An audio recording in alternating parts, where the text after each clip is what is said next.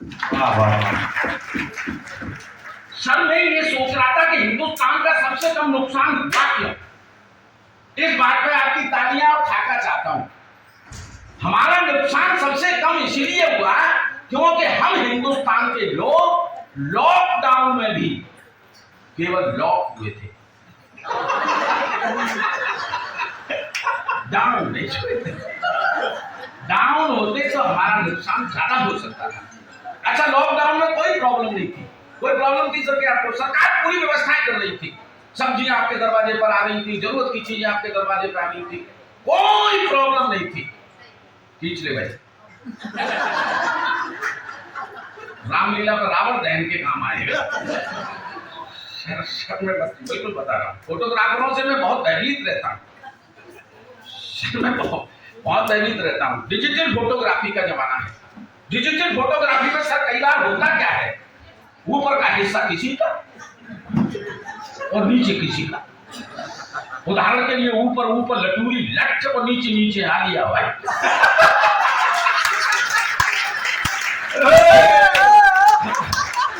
सारे दौर सत्यानाश हुई है।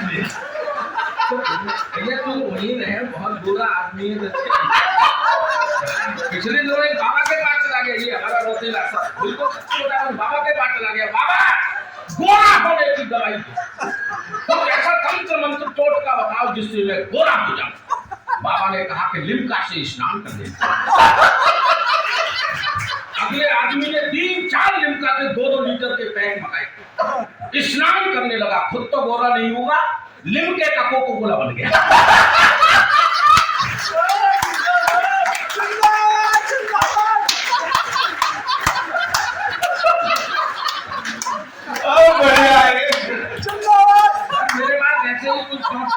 लॉकडाउन में कोई प्रॉब्लम नहीं थी सर हमको, एक ही प्रॉब्लम थी, सुबह उठ करके एक ही लुगाई का मुंह देखना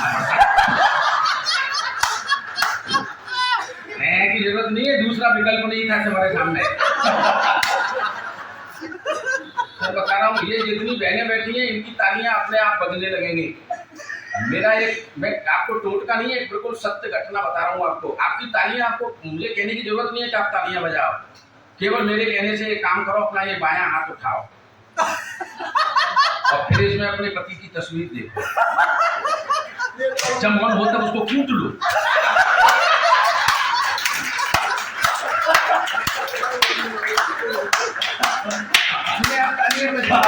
तो कूटने लग गए। आप लोग तो यही सोच करके कूटेंगे, अपने आप पहली तालियां बजाएंगे कि नहीं बजाएंगे? आकाश भाई साहब, आपकी भी तालियां बज सकती है, यकीन मानिएगा। लेकिन आपसे प्रार्थना यह है कि आप बायां हाथ उठाएं, लेकिन भूल के भी घरवाली की तस्वीर नहीं देखें, क्योंकि घर जाके फिर भगवान की आपकी रक्षा नहीं कर सकता। घरवाली की तस्वीर देख ली तो भगवान की रक्षा नहीं कर सकता। सही बता रहा हूँ सर मैं आपको। तस्वीर तो आपको भी देखनी है। जितने पुरुष सहमत हो, आप तो मत सहमत होना, मत असहमत होना, जोड़ी से बैठे हुए हो। कब किसका मकसद बात हो जाए मुझे नहीं पता। मैं आपसे प्रार्थना कर रहा हूँ, आपको घरवाली की तस्वीर नहीं देखनी है। तस्वीर तो आपको भी देखनी है, लेकिन उस बिचौलिए की, जिसकी वजह से ये आफत आपके गले में पड़ी है। फिर उसको तो देखना इससे तेरी मेहरबानी से।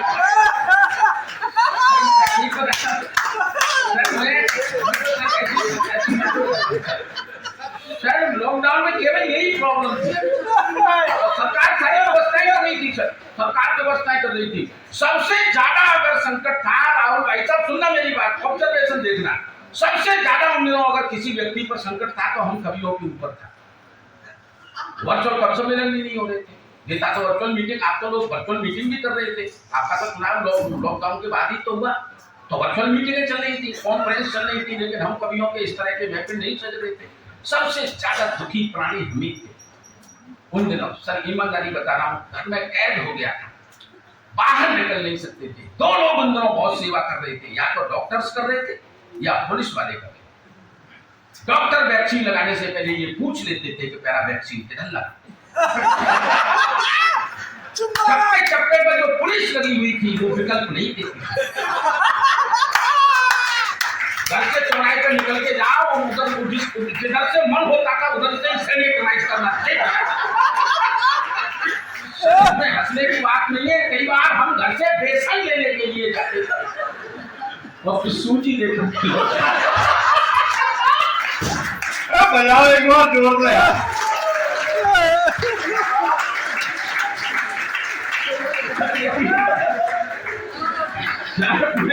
मैं जो सूजी लेकर के लौटा था वो आज भी सूजी पड़ी है मेरे घर में। बहुत हालात खराब थे उन दिनों में। बिल्कुल हमने शाम सर आंखों का वर्णन आपको प्रस्तुत कर रहा। दो ही लोग सेवा कर रहे थे, हम लोग बड़े संकट में, घर से बाहर नहीं निकल सकते थे। एक दिन घर के दरवाजे पे बड़ा उदास बैठा था। अचानक ही ये एक साइकिल वाला अपनी साइकिल पर सब्जी की टोकरी रख के मेरे दरवाजे पे आया तो थोड़ी आशा की किरण जागी। मैंने कहा भैया तू मेरे दरवाजे तक आया है, तुझे किसी ने रोका नहीं? मैं तो कल बेसन लेने के लिए गया था और सूजी लेकर के लौटा था, तुझे किसी ने रोका नहीं? नहीं भाई, जब सरकार का आदेश है कि जरूरत की चीजें लोगों के घर तक पहुंचाई जाए, इसीलिए मुझे नहीं रोका। तो मैंने कहा भैया तू एक काम कर सकता है। बोले भाई साहब बताओ, तू ये सब्जी की टोकरी सहित साइकिल अपनी मुझे दे दे।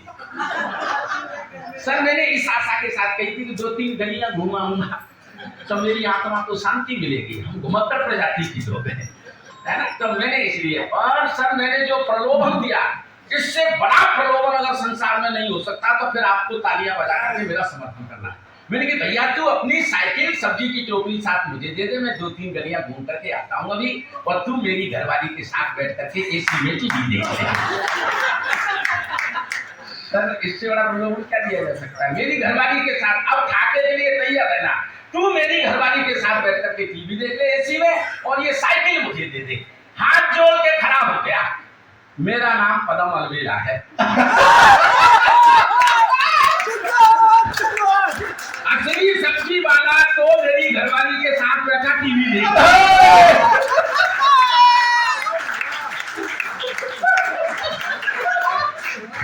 हम तो आपदा में भी अवसर की तलाश कर लेते हैं मोदी जी की तरह। हाँ सर मैं बता रहा हूँ, और सर एक बात और मैं आता हूँ आपको, बड़ा मतलब अनुभव की बात बता रहा हूँ। हमारे देश में जितनी भी कैजुअलिटियां हुई सर, वो कोरोना की वजह से नहीं हुई, दहशत की वजह से हुई। और दहशत फैलाने का काम कर रहा था आपके घर में घुसा हुआ ये राक्षस टेलीविजन। कोरोना का वायरस स्टील पे 85 घंटे जिंदा रह सकता है। कोरोना का वायरस प्लास्टिक पे 64 घंटे जिंदा रह सकता है।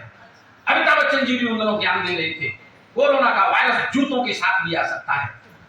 अरे मेरे बाप, हम घरों में कैद हैं, जूते के हमारी सड़क पर टहलने जो कोरोना का वायरस लेकर के लोग। सर दहशत से मतलब एम्स के डॉक्टर बदल के आते, कोरोना के लक्षणों की जानकारी देते। इसमें फेफड़े फूल जाते हैं, खांसी आती है, सांस लेने में तकलीफ होती है, हल्का हल्का बुखार रहता है, छींकें आती हैं, हल्का हल्का बुखार रहता है, मुंह का स्वाद चला जाता है। ईमानदारी से बताना, क्या उन दिनों सब्जियों में स्वाद आ रहा था? घरों में मसाले समाप्त हो रहे, स्वाद आ ही नहीं रहा था, नहीं आ रहा था सर। लेकिन कह नहीं सकते, एक दिन 2 कौड़ी की सब्जी बनी, स्वाद ही नहीं था। अचानक मेरे मुंह से निकल गया सब्जी में स्वाद नहीं है। इतना ही कहना मेरा अपराध हो गया। घर वाले ने तुरंत एंड्रॉइड मोबाइल निकाल के खींच खांच करके क्वारंटाइन सेंटर को फोन कर दिया। मेरे पति का स्वाद चला गया। 5 मिनट नहीं हुए तब तक अपने चरित्र को सड़क की छाती पर रगड़ती हुई एम्बुलेंस मेरे दरवाजे, कोरोना की किट पहने हुए 5-6 यमदूत जैसे निकले। अच्छा, कोरोना की किट पहने हुए आदमी को देखो तो ऐसा लगता है जैसे यमराज के दरबार में तुरंत चला रहा है। यमदूत जैसे निकले, उसमें 2-3 ने मेरी टांगें पकड़ी, 2-3 ने हाथ पकड़े, जबरदस्ती एम्बुलेंस में ठूंस दिया। चल बेटे 14 दिन के लिए क्वारंटाइन। सर मेरा क्या अपराध था? बस यही तो कह दिया था मैंने कि सब्जी में स्वाद। इस बात की इतनी बड़ी सजा कि मुझे 14 दिन तक क्वारंटाइन रहना पड़ेगा। लेकिन आकाश भाई साहब, मजे की बात तो ये थी कि क्वारंटाइन सेंटर पर भी मुसीबतें मेरा पीछा नहीं छोड़ रही थी भाभी जी, यकीन मान। बड़े बड़े अधिकारी आते, बड़े बड़े डॉक्टर आते, एक ही बात पूछते, आपके संपर्क में कौन कौन आया? बस लिखा, आपके संपर्क में कौन कौन आया था, और मैं जगह भुना बैठा। कि इस बात की सजा काट रहा हूं तो मैंने ये कह दिया था कि सब्जी में स्वाद नहीं है। और ये मीडिया वाले मुंह में माइक पूछ करके, हाँ भाई साहब बता दो आपके संपर्क में कौन कौन आया था। अब मैं कुछ नाम लेने जा रहा हूँ, आप ठाके और तालियों के साथ मुझे रिसीव करना है ना। मुंह में माइक पूछ करके, भाई साहब बता दो आपके संपर्क में कौन कौन आया था। मैंने कि मेरे संपर्क में आई थी मेरी बीवी, मेरी सासू माँ, मेरी साली, मेरा साला, मेरे ससुर जी का सबको 14 दिन के लिए क्वारंटाइन। इसी को कहते हैं बदला लेना। अगर मेरा बदला ठीक हो गया हो तो एक बार लोग ना करने वाला। मैं तो ऐसे ही मछली लेता हूँ मैं तो। हाँ सर, वो मिड डे मील मतलब लंबा हो जाएगा, फिर ज्यादा लंबा। विश्व पर्यावरण के दिवस हमारे यहाँ के एमएलए साहब ने, आप फोन करके पूछ सकते हो, तो नाम नहीं बताऊंगा वरना आप समझ जाएंगे मैं प्रेमपाल नगर की बात कर रहा हूँ। विश्व पर्यावरण के दिवस के दिन उन्होंने एक पौधा लगाया। पता नहीं कब वक्त कहां से बकरा आ गया और वो पौधे को खा गया। मजे की बात ये नहीं थी कि बकरा पौधे को खा गया, शाम को विधायक जी उस बकरे को खा गए। सरदारी नहीं बजाइए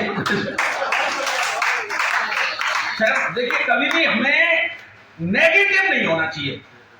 भाई जी मैं सत्य बता रहा हूँ, नेगेटिव होने से क्या होता है कि हमारे अंदर निराशा जागती है और हमारे चेहरे की हवाइयां उड़ जाती हैं। हमेशा पॉजिटिव रहिएगा। पिछले दिनों मेरे बेटे के स्कूल से मेरे पास फोन आया कि भाई साहब आपके लड़के का राइटिंग बहुत खराब है। तो मैंने कहा ठीक है, वो डॉक्टर बनने की तरफ जा रहा है। डॉक्टरों की राइटिंग जानते हैं सब कैसी होती है। मैंने कहा इसमें क्या घबराने की बात है, वो डॉक्टर बनने जा रहा है। पिछले दिनों में बीमार हो गया। डॉक्टर साहब ने 3 दवाइयां लिख दी, 4 दवाइयां, 1 2 3 क्या कैसे करके लिखते हैं। वो राइटिंग तो बस भगवान ही मालिक है, कौन हाँ पहचान। अब मैं लेकर के मेडिकल स्टोर पर गया तो हर मेडिकल स्टोर वाला यही कहे कि भाई साहब ऊपर की 3 दवाइयां तो हैं, एक नहीं मिल रही। तो मैंने कहा भैया 4 और दे दे, एक तो कोई दूसरा मेडिकल स्टोर वाला नहीं देगा। बोले भाई साहब हमने डिमांड में लिख दी है। पूरे शहर छान मारा मेडिकल स्टोर, लेकिन वो दवाई नहीं मिली। चौथे नंबर थक हार करके मैं डॉक्टर साहब के पास पहुंचा। मैंने कहा डॉक्टर साहब इस चौथे नंबर की दवाई को बदल दो। डॉक्टर साहब बोले मेरी पेन की पॉइंट खराब हो गई थी, सो मैंने वैसे ही रिगड़ करके देख लिया है, ये कोई दवाई है। सर ये मेडिकल की वो बता रहा हूँ आपको दुर्गति। और नीट की परीक्षा के लिए कैसी कैसी तैयारी करते हैं ये, और राइटिंग इस तरह का लिखते हैं, पता नहीं ईश्वर मालिक है। एक बार तालियां बजाओ। ये मैं सर 2-4 खंड आपको सुना देता हूँ। स्कूलों की भी हालत कमजोर नहीं है सर, मतलब ठीक नहीं है। आप तो शिक्षकों के भी विधायक हैं, बड़े सदन के विधायक हैं सर आप, और शिक्षा की स्थिति अब तो तुम बंद ही करें दे रहे हो।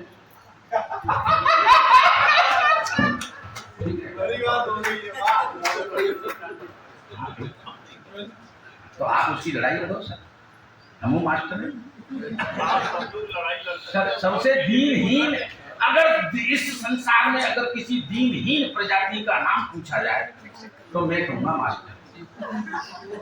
पता नहीं सरकार उनसे क्या क्या काम करवा रही है, वोट बनवा रही है, वोट डलवा रही है, पक्षी गिनवा रही है, कुत्ते गिनवा रही है, बंदर गिनवा रही है, यहाँ तक मिड डे मील तक सप्लाई करवा रही है। और क्या बचा है, जूते और मिलने लगे हैं। माँ साहब उन्हें अपने बच्चों को बांटने के लिए मोटरसाइकिल पर रख के ले जाता है, फिर जाके बांटता है, फिर जो टूटे फटे होते हैं उन्हें लेके फिर इतना ही काम है। सबसे दीनहीन प्राणी अगर कोई संसार में है। इसीलिए पिछले दिनों एक कॉन्फ्रेंस हुआ जिसमें डीएम साहब बैठे थे, एसपी साहब बैठे थे, एक मास्टर साहब भी बैठे थे, एक मंत्री जी भी बैठे थे, नेताजी भी बैठे थे। पावर को लेकर के डिस्कस चल रहा था। डीएम साहब ने कहा कि मेरे बिना जिले में पत्ता नहीं हिल सकता, इतनी पावर रखता हूँ। एसपी साहब ने कहा कि पावर आपको मेरी पुलिस से प्रदान होती है, इसलिए आपकी पावर बड़ी नहीं, मेरी पावर बड़ी है। तो मंत्री जी ने कहा कि ये जिले के चार्ज आपको दिलवाता कौन है? हम नेतागण दिलवाते हैं, इसलिए हमारी पावर बड़ी है। फिर दीनहीन भावना से उस मास्टर की तरफ देखते हुए कहा कि गुरुजी तुम्हारी क्या पावर है, कुछ बताओ ना अपनी पावर के बारे में। तो गुरुजी ने गिड़गिड़ा के हाथ जोड़ करके कहा कि साहब पहले साइकिल से स्कूल जाते थे, अब टूटी फूटी मोटरसाइकिल से चले जाते हैं। स्कूल में जाकर किसी लड़के को मुर्गा बना देते हैं, किसी में 2-4 लातें मारते हैं, किसी में 2-4 झापड़ मारते हैं, उन्हीं में से आगे चल करके डीएम बन जाते हैं।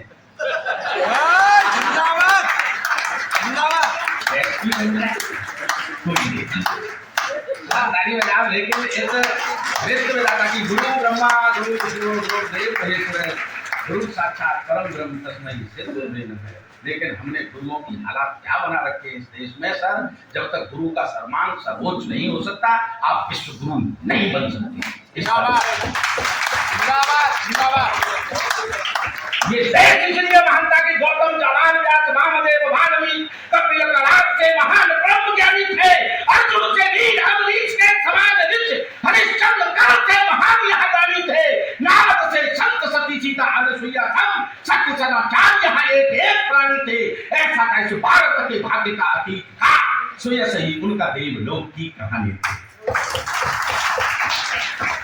जब तक गुरु का सम्मान सर्वोच्च नहीं हो जाता और आप इस लड़ाई को सदन के अंदर बखूबी अपनी जिम्मेदारी के साथ नहीं लड़ते, ये देश विश्व गुरु नहीं बनेगा सर। आज आप हैं, कल कोई और इस सीट पर आएगा। मैं चाहता हूं कि ये लड़ाई लड़ी जाए, शिक्षकों का सम्मान बचाया जाए। एक बार जोरदार तालियां बजा सकते हैं सर। मैं अपनी बात को ऐसे भी कहने की सामर्थ्य रखता हूं, लेकिन मेरे हंसने हंसाने की बातें करता हूं, इसलिए मैं बहुत ज्यादा गंभीर नहीं होता। 1-2 छंद में आपको सुना देता हूं। धोखाधड़ी अलंकार, कि मैं शिक्षकों का नेता हूँ। धोखाधड़ी अलंकार, भाई इतना बड़ा लगा तो मैं भी हूँ, तो मैं भी हो सकता हूँ, मुझे पता है। नहीं सर, मैं 2-4 छंद सुनाऊंगा। मैं ज्यादा समय नहीं लूंगा। मुझे मालूम है कि आप जैसे बड़े लोगों के पास बड़े कितने हो जाए, लेकिन समय बहुत कम होता है। सर मेरा व्यंग्य समझ में आ गया हो तो ताली बजाएं। सर आप कहेंगे कि ये सिंदूर ऑपरेशन हुआ, आपने तो उसका कुछ कहा ही नहीं। मैं 4 पंक्तियां सर कहता हूँ, मैं अपने ढंग से कहता हूँ सर।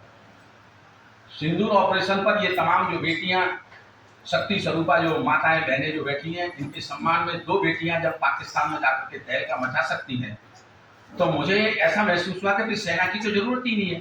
मैंने अपने तरीके से इन बेटियों के सम्मान में 4 पंक्तियां कही हैं। अगर मेरी पंक्तियां आपके मन को छू जाए और इन बेटियों का सम्मान मैंने बढ़ा दिया हो, तो फिर वो हाथ खोल करके ताली बजा देना। मैं 2-3 छंद सुना करके अपना स्थान ग्रहण करूं। सुनिए। कंटेनर की नहीं जरूरत, हास्य व्यंग का कवि अपने ढंग से बात कहता है। कंटेनर की नहीं जरूरत, सिर्फ बोरियां काफी है। भाई जितना सामान उतना बड़ा हम पार्सल ले जाते हैं, सामान खरीदने के लिए कंटेनर की जरूरत ही नहीं है, केवल बोरियों में सामान आ जाएगा पाकिस्तान का। तो कंटेनर की नहीं जरूरत, सिर्फ बोरियां काफी हैं। डाके तो बाद में डालेंगे, अभी चोरियां काफी हैं। कंटेनर की नहीं जरूरत, सिर्फ बोरियां काफी है। डाके तो बाद में डालेंगे, अभी चोरियां काफी है। डाके तो बाद में डालेंगे, अभी चोरियां काफी है। पहलगांव को घात समझकर ये जो कर्म खीर खाई तूने, तेरे मर्दन की खातिर तो 2 ही छोरियां काफी है। तेरे मर्दन की खातिर तो 2 ही छोरियां काफी है। भारत माता की 2 बेटियां ही तहलका मचा सकती है, सेना वेना की भी जरूरत नहीं है। मैं सर 2-4 छंद सुनाता हूँ। मुझे पता है कि थोड़ा सा समय मैं आपका ज्यादा ले लिया। 2-4 छंद सुनाता हूँ धोखाधड़ी अलंकार के। ये आवश्यक छंद है, इसीलिए मैं इनको सुनाता हूँ हर मंच पर। इतने वायरल है, वैसे सोशल मीडिया पर भी सुने जा सकते हैं, लेकिन मैं सुना देता हूँ इसलिए कि इनकी जरूरत है समाज को। क्योंकि ऐसा कोई हाथ नहीं आज जिसके हाथ में एंड्रॉयड मोबाइल नहीं, और एंड्रॉयड मोबाइल का जितना हम मिस यूज कर रहे हैं, जितने हम निरंतर धोखाधड़ी का शिकार हो रहे हैं, उनसे लोगों को सावधान करने की मंशा के साथ में ये छंद आपको सुनाता हूँ। धोखाधड़ी अलंकार हिंदी साहित्य में नहीं होता, मैं भी जानता हूँ, ये अभी पैदा हुआ है। इसको पैदा करने वाले हैं प्रातः स्मरणीय शांति वंदनीय रात रात पर जागरण कराने वाले माननीय व्हाट्सएप फेसबुक आचार्य। व्हाट्सएप फेसबुक पर कैसे कैसे धोखे चल रहे हैं। 25 साल की लड़की की डीपी पे फोटो लगा करके 60 साल का बच्चा बात कर रहा है। कई बार तो ऐसा भी देखा गया है। सर मैं सत्य उद्घाटित कर रहा हूँ आपके सामने, मैं बनावटी कुछ नहीं, जो आप देखते हैं वो देखने की कोशिश करता हूँ, है ना। 60 साल का बुढ़ा बात कर रहा है। कई बार तो सर ऐसा भी देखा कि एक ही लड़की की फ्रेंड रिक्वेस्ट को पिता भी स्वीकार कर लेता है और भतीजा भी स्वीकार कर लेता है। चाचा भी स्वीकार कर लेता है, भतीजा भी स्वीकार कर लेता है, बाप भी स्वीकार कर लेता है, बेटा भी स्वीकार कर लेता है, और एक ही लड़की से चैटिंग करते रहते हैं। उसके दुष्परिणाम क्या हो रहे हैं, मैं उस पर मैंने जो छंद लिखा है मैं आप तक पहुंचाता हूं, सुनिएगा। थोड़े से रिदमी छंद है, ताल के साथ सुनोगे तो मुझे अच्छे लगेंगे, आपका आनंद 10 गुना हो जाएगा। सुनिएगा।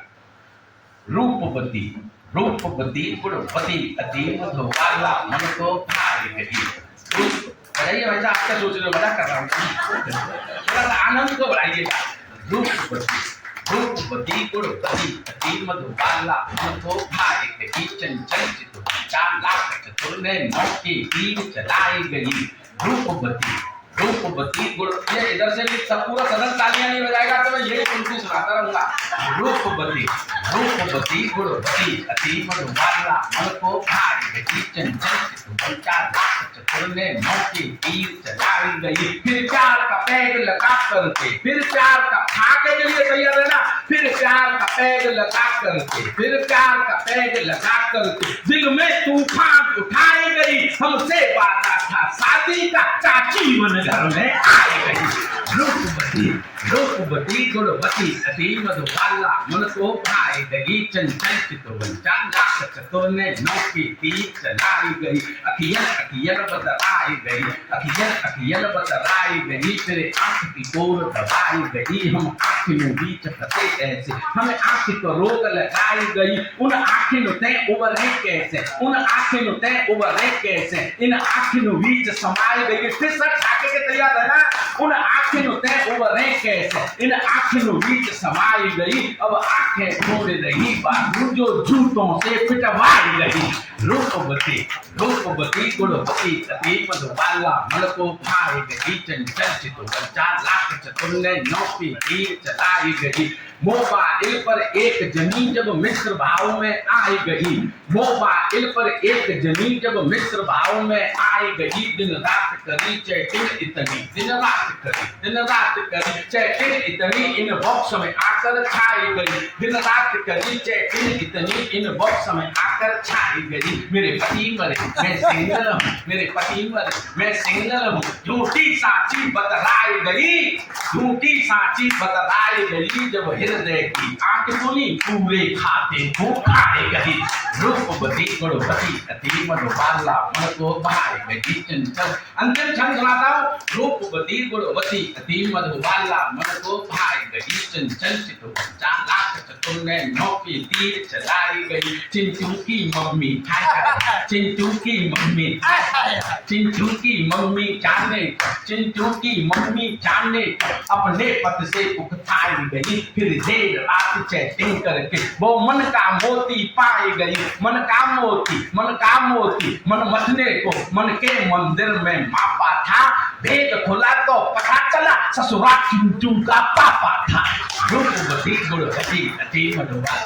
ये सोशल मीडिया पर ये तमाशे जो चल रहे हैं, मैं उनसे आपको सावधान करता हूं। आप सावधान हो रहिएगा, क्योंकि इसमें बड़ी बड़ी ठगी के लोग शिकार हो जाते हैं। और बस मैं इतना सर अंत में ये कहूंगा एक छंद के माध्यम से, क्या बाकी आज हम लोग बहुत भयभीत हैं सोशल मीडिया की वजह से। घर की महिलाएं हमको धमकाने लगी हैं। पिछले दिनों मेरी बीवी ने मुझे बड़ी लाल लाल आंखें करके जो है बिल्कुल खा जाने वाली दृष्टि से मुझे देखा और मुझसे कहा कि ए सुन मेरे बच्चों के पापा, नित्य सेवा में खड़ा मिलेगा, मंदिर में प्रसाद चढ़ते वैसे तू भी चढ़ा मिलेगा। और मेरठ की मुस्कान शरीफ के लक्षण यदि मुझ में भी आ गए तो सच कहती हूँ सीमेंट सहित तू नीले ड्रम में खड़ा मिलेगा। ये सब सोशल मीडिया के दुष्परिणाम निकल करके सर आ रहे हैं, लेकिन इनसे सावधान रहिएगा। मैं फिर अंत में ये पंक्तियां कहकर कि मेरे हाथ में सिर्फ इसीलिए कोई दुखी रेखा नहीं है।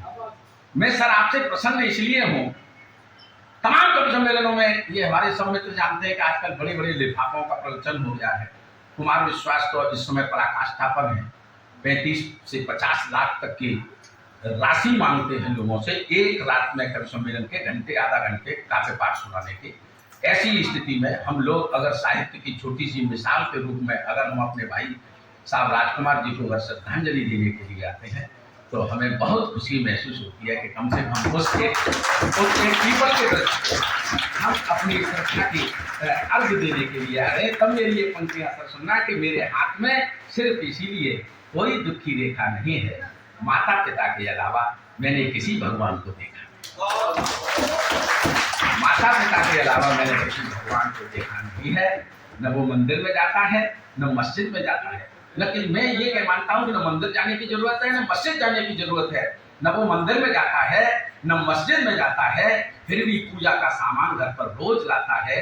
पड़ोसियों से पूछा तो पता ये चला कि वो अपना सब कुछ माता पिता के चरणों में चढ़ाता है, वो अपना सब कुछ माता पिता के चरणों में चढ़ाता है। सफलता उनको मिलती है जो मन में ठान लेते हैं, बड़ों की बात सुनते हैं, उन्हें फिर मान लेते हैं। समय सबको ही मिलता है, ये प्रकृति का नियम है निश्चल।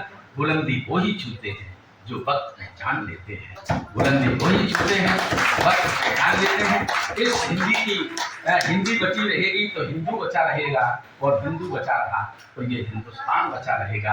आप इस हिंदी के इस प्रतिष्ठान को, इस उत्सव को महोत्सव की शक्ल देते रहिएगा, और हमारे जैसे, हम ना आए लेकिन हमारे जैसे तमाम हिंदी के उन प्रेमियों को, उन छोटे छोटे विरमों को सींचते रहिएगा, जिससे हिंदी सुरक्षित बनी रहे। इसी आशा के साथ मैं अपनी बात को काम देता हूँ। जय हिंद। बहुत बहुत आभार दादा, एक बार बहुत